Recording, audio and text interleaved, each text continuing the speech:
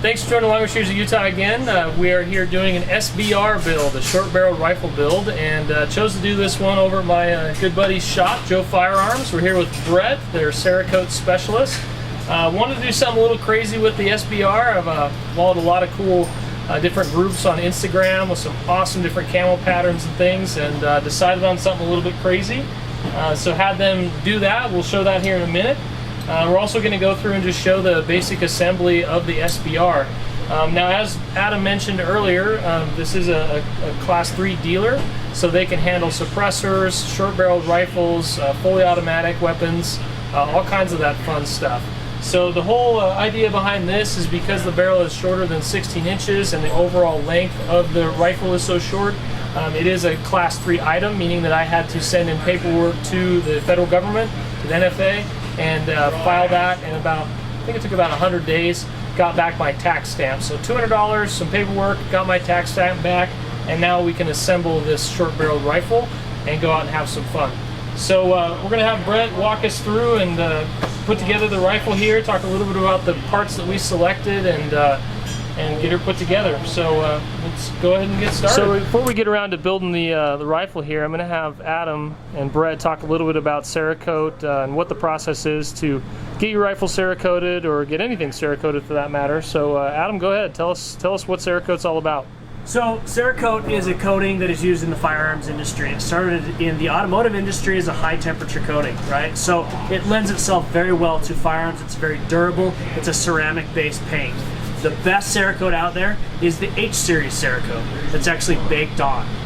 Okay, so when you're looking for a Cerakoter, make sure they're using H paint and it's baked on. One of the secrets to a good Cerakote job is in the preparation.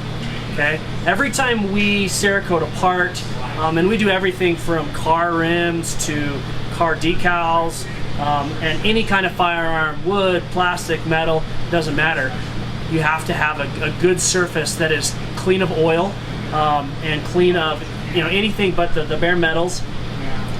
And we usually have to sandblast that so that you get a good bond between the paint, the coating, and the metal, so that it will last and that it'll be strong. Okay. So those are some things you want to make sure you talk to the people that are doing your Cerakote. We've done, over the last 5 years, we've probably done 6,000 Cerakote jobs. That's a lot. That's probably more than anybody in Utah. And we're proud of that. We're proud of how well we do Cerakote, and we love doing it. We love the artistic side. As you can see, this is a pretty wild and crazy pattern. And I would highly recommend jumping on Instagram and following Joe Firearms. That's one of my favorite things to follow, is all the different Cerakote shops out there and some of the cool patterns and things that people come up with. I mean, you got the Tiffany blue for the ladies. You've got all kinds of different camo patterns. All the Star Wars craze right now. And your imagination is really the limit. I mean, we spend a lot of time helping people figure out what they want, but it's amazing what you can do with various stencils and things like that, and to come out with a really unique Cerakote job that's just for you. This is Bryce's. Now you're going to see it all over the place, and people are going to copy it. But this combination we came up with just for Bryce. And you don't have to be wild and crazy. You can take Grandpa's old rifle that's kind of rusty and beat up, bring it in here. They can clean it up for you, put a beautiful new coating on it, and make it look brand new. We have one gunsmith that brings us fire damage guns all the time, and we finding a person that can do true bluing is difficult. And so we have a paint called Midnight Blue, and so we can simulate bluing for some of these firearms that have been damaged. So yeah, that restoration is something that we love doing. Bring some life back into those firearms that have been damaged, as well as AR-15s, AKs, any platform. I mean, we worked on any platform, and our licensing allows us to handle any platform. Suppressors, machine guns, short barrel rifles, and just regular AR-15s, AKs, that kind of stuff, handguns. All right, Brett, go ahead and tell us about what we have here on the table, and then we'll start putting this thing together. Some of the things that I liked that Bryce chose was this Law Tactical folding stock. It actually is this unit right here that you can actually fold your stock over, and you can make your SBR even smaller. Which is very unusual for an AR because of the buffer system. I mean, it's really one of a kind. There are folding platforms like ARs, but to have an AR that folds is kind of a tricky thing to accomplish, and Law Tactical is really the only way to go there. So it is, for sure. They do make great parts.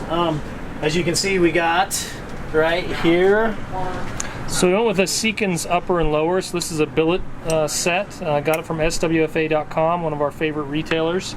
And this is basically really a higher end upper and lower combo. So it's all milled out of one piece of aluminum, and comes with an ambidextrous bolt and mag release on both sides, and then went with some other Seekins parts. And then trigger-wise, we actually got this trigger from CMC Triggers. They donated that to us at SHOT Show for the build, so I want to say thank you to them. They make really one of the best, if not the best, AR trigger out there. So unlike the SBR we did, or SPR we did, this one is more about being short reset and shooting quickly, so anxious to see how that works out.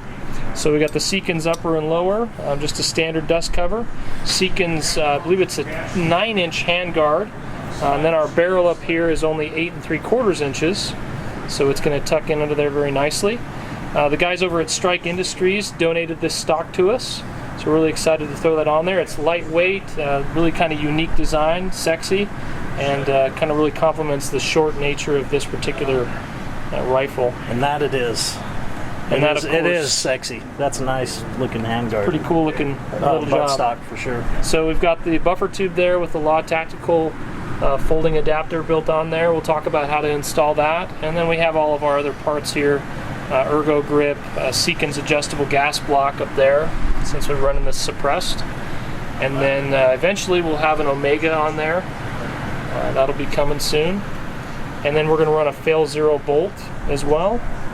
And I think that kind of covers the parts. Did I miss anything, Brett? Sounds good. These are all top quality parts right here that Bryce has chosen for this rifle. This is going to be a top of the line rifle when it's finished. Hopefully it'll be quiet. Quiet. The one thing that we weren't able to put into the build that I really wanted to was the JP Silent Capture Spring, which basically is a pneumatic shock versus having the buffer spring out here and buffer. So that would have made it a little bit quieter, but unfortunately with the LRSU Tactical folder, you're not able to run that buffer system. So hopefully something will come down the line in the future where that'll change that, but for right now we'll run the standard buffer and see how it goes. So I think that's about it, man. Why don't we get this sucker on the block and get her put together. So Brett's going to tell us about kind of a unique process that they go through here at Joe Firearms that I personally haven't seen before. So talk to us about honing of the buffer tube.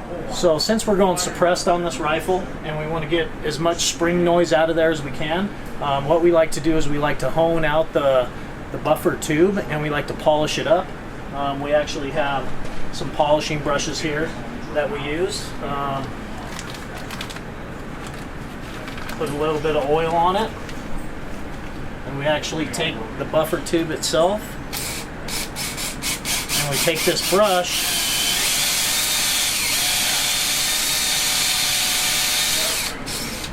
and that actually buffs the inside of the buffer tube, so when you put the spring in you have less noise. Make it a little slicker.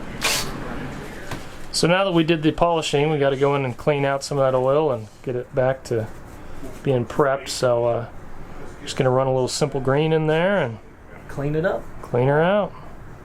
Brett's in here working on the simple green. I'll talk a little bit about what I'm standing in. This is actually their booth, so we're looking at the oven here in front of us. As Adam mentioned, the neat thing about Cerakote is it is actually baked onto the surface, which is really the reason why it's so incredibly durable.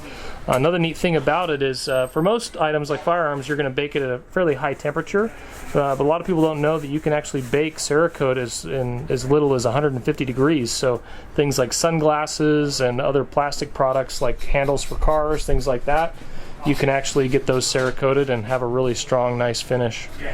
And we actually have a couple things in here right now from Toyota, as a matter of fact, if you guys want to look and see what's in the oven. Ooh, nice and warm in here. So it looks like we've got a piece of a DT SRS there, and then some Tundra parts or decals and some mags. Very cool. You actually noticed Carl Malone, one of his daughters, I think, had her Tundra all blacked out, or her Forerunner over there one day, and they told me that you guys had done the work on all the decals, blacking it out. Pretty cool. All right, so we're going to get this sucker put together here. So we're working on the buffer tube.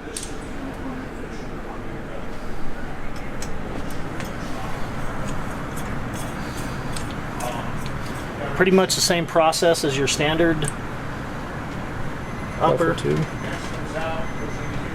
Actually, I like to use a little bit of, just a little bit of grease on that spring.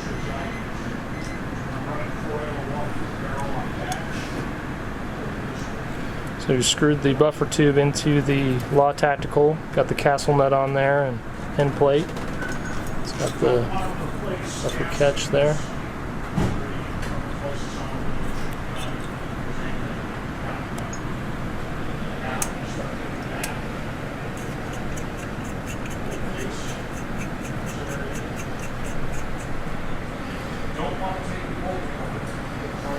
So basically we'll keep it like this for now. We'll tighten everything down and torque them here in a minute. We actually want to take the upper, or the lower.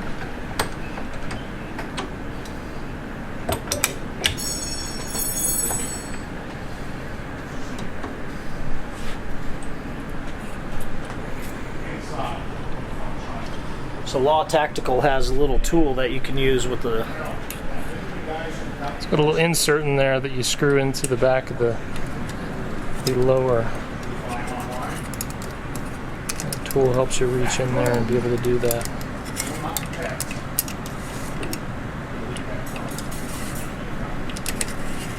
And on this step right here, I like to use just a little bit of blue Loctite.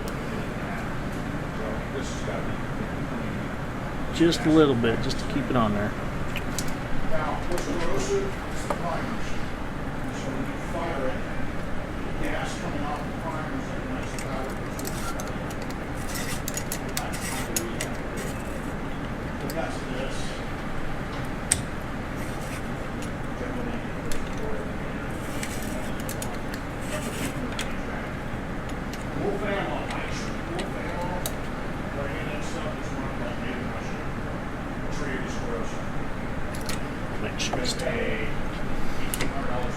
Just like that. Now you got a folding stock.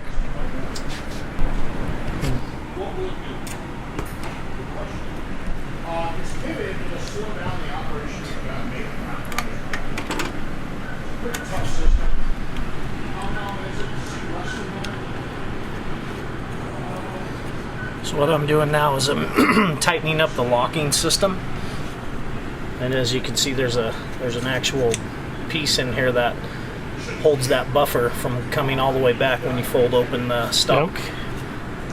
Keeps your bolt in there.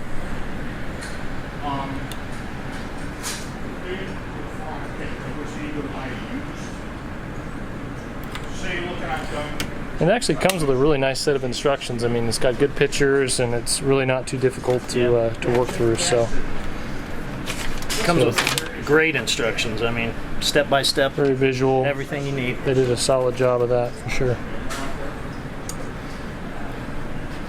So now when I tighten up the buffer tube, I like to make sure that it's completely square, so when you put your buttstock on, it's not tilted to one side or the other. Sure. So I actually like to look down and make sure that it's in line, because if you can see, it will move just a little bit.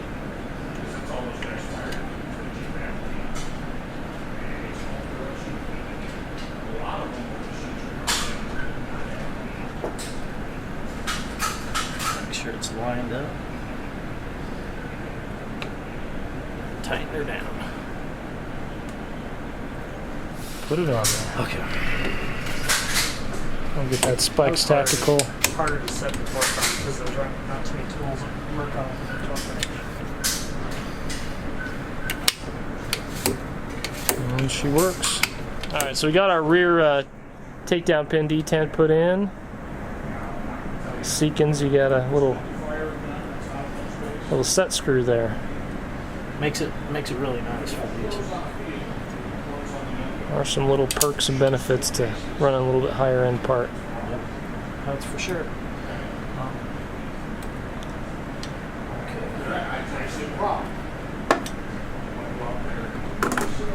I'm going to cut this one a little bit.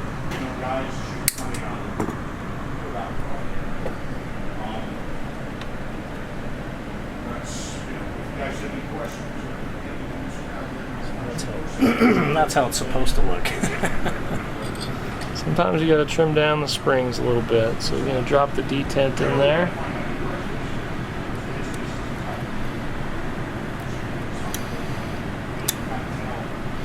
And use that punch to hold it down, and then slide in that front pivot pin. There we go, just like that. Didn't even shoot it across the room. He's done this before. And then when I'm building rifles, I like to use a little bit of oil on everything, and then I'll wipe everything down at the very end just to make sure that everything's lubed up. So I put a little in here just to make sure everything's lubed and working good.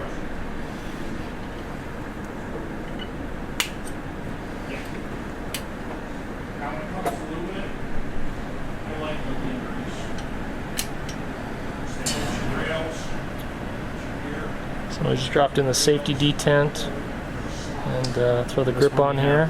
You put your And the grip there, the spring. Detent goes in the lower. Slide it on there. slide in just like that. Well, with another Ergo grip, like we did on the S.B.R. build, but this one is not the Deluxe Tactical, so this one's a little slimmer, where the Deluxe Tactical's kind of fatter and a little bit more idea of resting your hand on there. So this one's a little slimmer, but still has that awesome grip that I've come to expect from Ergo.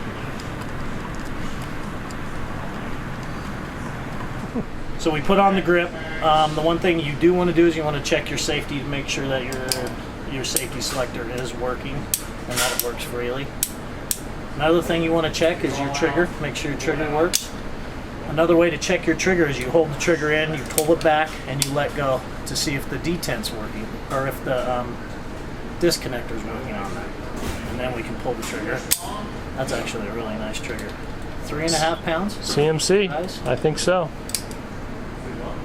They're very nice to give that to us. So there we go. Here's our lower. Complete We lower. actually can now put in. I mean, that's just cool. Really, that's just cool. So actually, what I like to do also, when I'm putting the spring in, just to make it a little bit more quiet, I like to put a little bit of frog lube or a little bit of grease on it, just to take the noise down a little bit, make it a little bit slicker.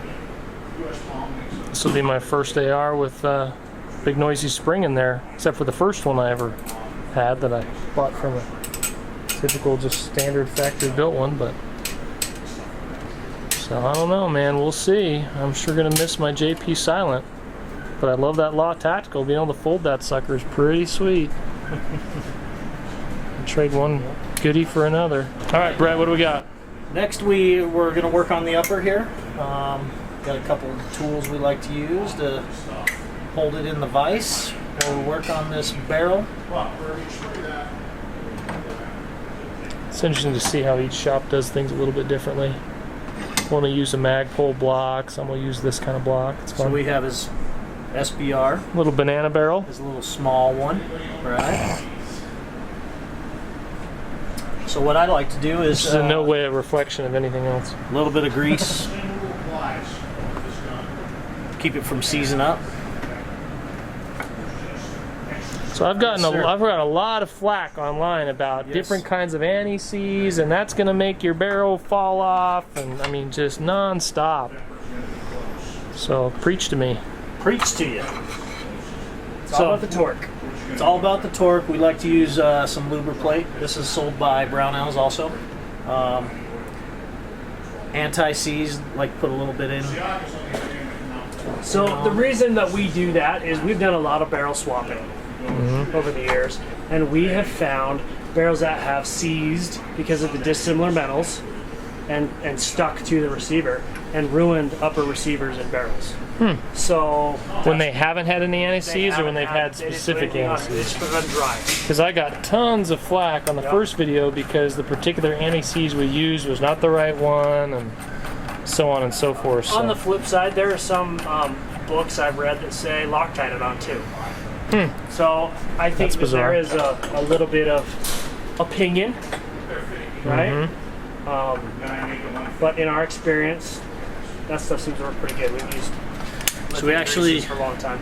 we use a torque wrench set at 35 pounds. You can go anywhere from 35 to about 85 pounds. We like 35 pounds. We like that barrel to flex just a little bit. Gives you a little bit better accuracy. Yeah, the closer you are to 35, generally the more accurate you get. Interesting. And this has a proprietary barrel nut, right? Yes, it does. From Seekins. And they're actually... That's actually part of the upper. Yes. And they're actually really nice because you don't have to worry about the gas block. Mm-hmm. Let me get it cinched down a little bit here before we do some torquing on there.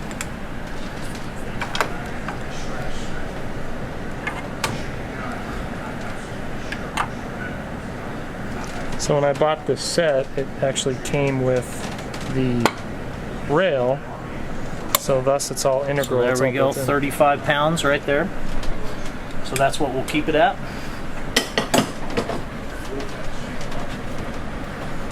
And we have the gas block, gas system.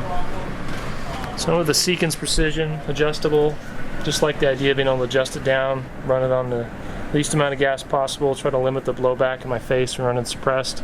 And the whole idea behind these, SBRs, is really to have a blackout, and blackout is to be quiet and run subsonic and run suppressed. So it doesn't make a lot of sense to have an SBR if you're not going to, or at least a blackout unless you're going to run it suppressed. This is true. Gas block there.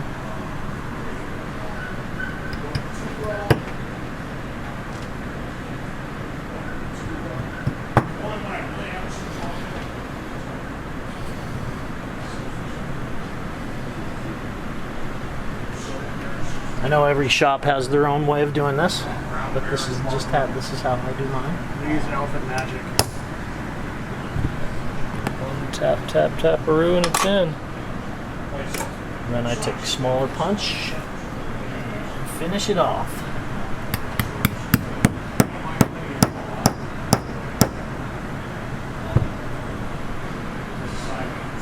Done. So I set your gas system about halfway. If you look on this adjustable gas block right here, I set it about halfway right now.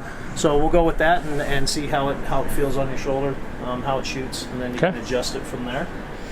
And on that one, is the adjustment on the side or on the end? Looks like it's on the side. So it's on the side. You have a set screw in the front that you have to take the set screw off. Yeah, back it out, back and it adjust out, it. and then adjust your... I'd be curious to see if I have to take the handguard off to do it or not. At least with that handguard, it's easy to take off.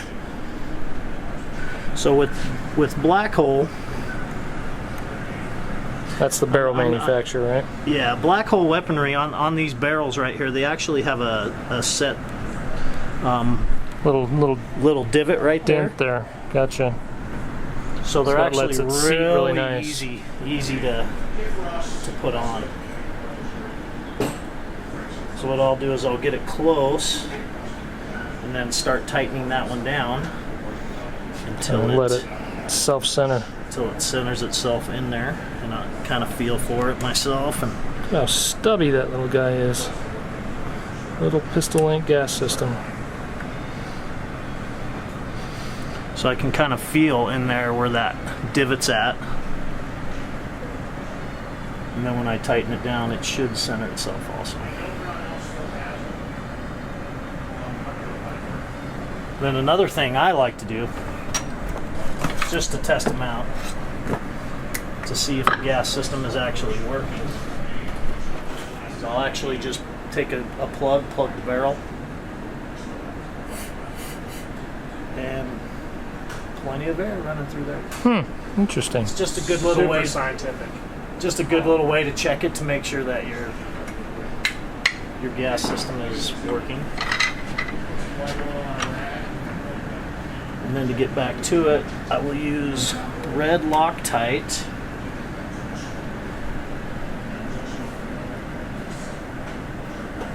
Just a little bit of red Loctite. And drop on there. Tighten it down. Just to make sure it doesn't move. And as you can see, my wrench has been on plenty of gas blocks. So now that I have this one tightened down, I will actually take this one back out now then put a little bit of red Loctite on this one also.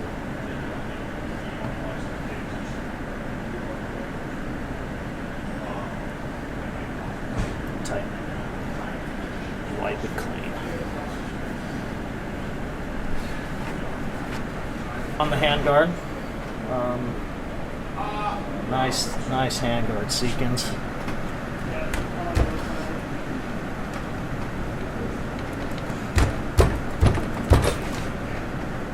A little bit tight from the Cerakote, but that's okay.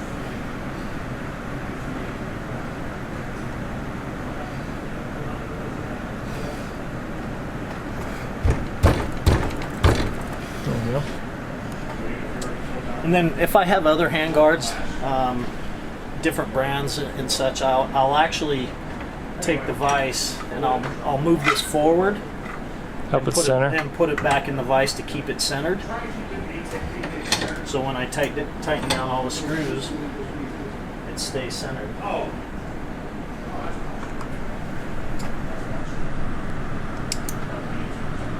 That barrel looks cool poking through there with that yellow.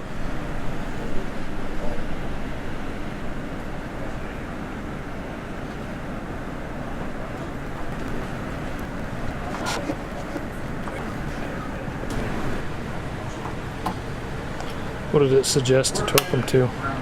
I'm torquing them to 25 pounds. Gotcha.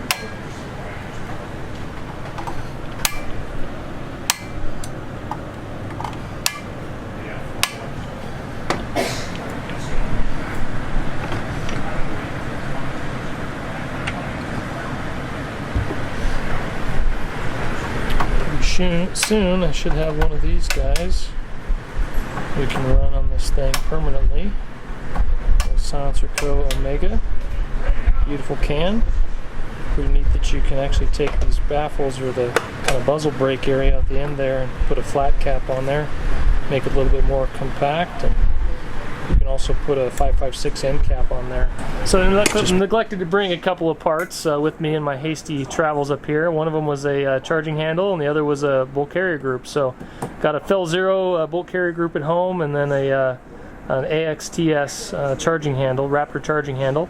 So for the matter of making sure this thing works, we've got a Bravo Company machine BCM charging handle, which are also very, very good, awesome charging handle, and then a BCG. So let's throw it in there. So since we have everything so brand new on this rifle, it's never been used, the one thing I like to do is actually take some of this grease, and I like to really grease it up just for break-in purposes. Shoot a couple hundred rounds through it, then we rip it back down, tear it completely apart, take everything back out of it again, and then just lightly oil it.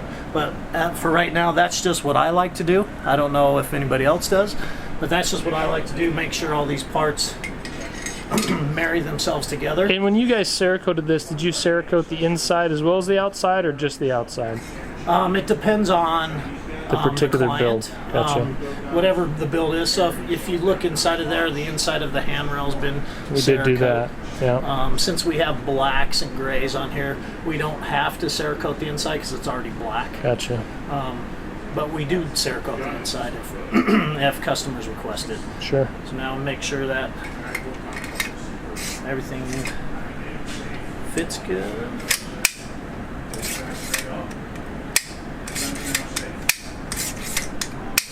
So that sounds pretty good to me.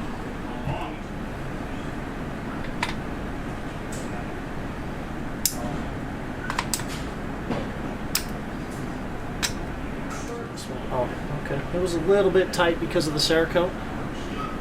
Break it in a little bit. So we just work it in and out, make sure that everything's working good. So one additional little thing you got to put in with the Law Tactical is this little extension. Since you've added on this distance here between the bolt carrier group and the buffer, you have to fill that distance with this little extension. So you close up the upper and lower just like you normally would, and then you come in and take this little extension and push it down into the rear of the bolt, and then you can close it up.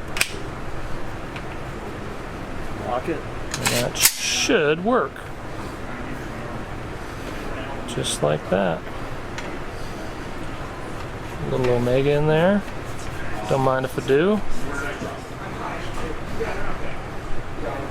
There she she is. It's a cute little guy. Alright, so we got an empty mag in there. This is actually a badass rifle. I didn't know if I was going to like it at first. That silly banana color. Alright, so we're all wrapped up here with the build. Super excited. I think it turned out absolutely amazing. Love the yellow barrel underneath the handguard there. That was Adam's idea.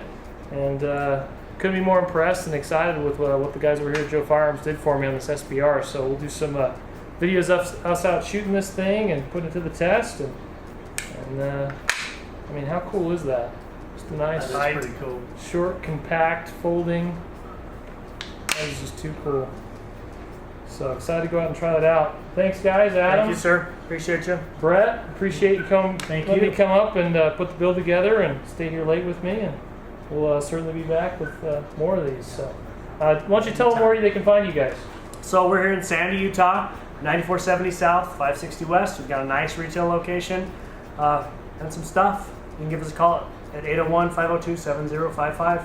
I highly suggest you follow them on Instagram. They do a lot of cool Cerakote jobs. People come up with some pretty crazy ideas, and being able to watch those come to life is pretty nifty. So yeah, they're right over here by Salt Lake Community College in Sandy, and come out and check out their shop. And lovely Jamie here at the desk will take great care of you as well. So Better than us. she's way better looking Okay, too. man. So thanks, guys. Loving this SBR. So cool.